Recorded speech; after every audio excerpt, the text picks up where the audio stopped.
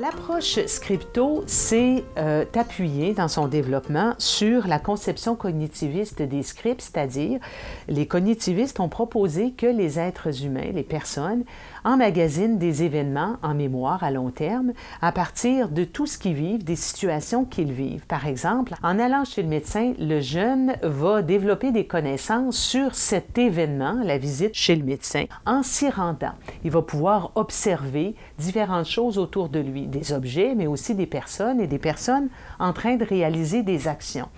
Et probablement que les adultes qui l'accompagnent auront nommé les objets, les éléments de cette visite, autant les personnes, les actions que les objets, que les caractéristiques aussi. Et à l'intérieur des événements, ce jeune aura emmagasiné des connaissances lexicales. Alors, si on prend l'exemple d'aller voir le médecin, une visite médicale, un individu, au tout début de sa vie, va pouvoir être accompagné de ses parents pour se rendre chez le médecin.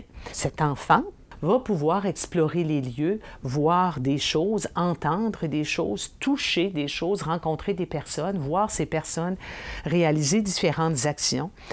Ce sont des informations sur la visite chez le médecin. Possiblement qu'on a accompagné cet enfant-là en lui parlant des différentes personnes et en utilisant les termes précis de médecin, d'infirmière, de réceptionniste, de carte d'assurance maladie, de salle d'attente, d'examiner, de toucher, d'ouvrir la bouche, etc.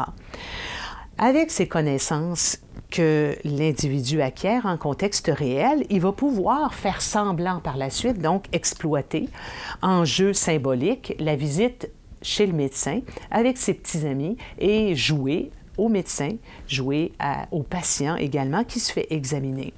Éventuellement, il va pouvoir utiliser ses connaissances pour pouvoir raconter, et particulièrement ses connaissances lexicales, pour pouvoir raconter sa dernière visite chez le médecin.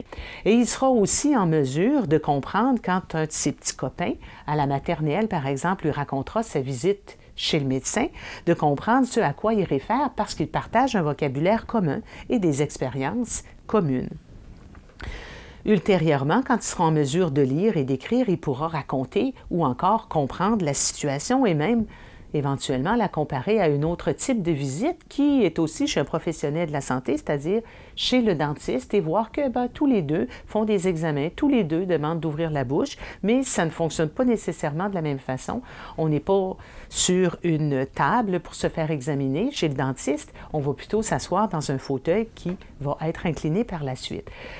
Ce sont des informations qu'on va exploiter dans l'approche Scripto, à savoir que à partir d'une photo qui représente une scène connue comme par exemple la visite médicale, on va demander aux apprenants, aux élèves, de dénommer ce qu'on voit sur l'image, que ce soit des objets, que ce soit des personnes, que ce soit des parties de lieux ou des lieux. On va demander cette dénomination, cet étiquetage-là. Et à partir de cette photo, on va faire évoquer les mots qui ne sont pas présents sur l'image, sur la photo, mais qui vont faire partie du vocabulaire nécessaire pour parler de cet événement. Une fois les mots évoqués, on aura tout un champ sémantique comportant des mots de différentes classes, c'est-à-dire des noms, des descripteurs, des adjectifs, des actions, des rôles sociaux, etc.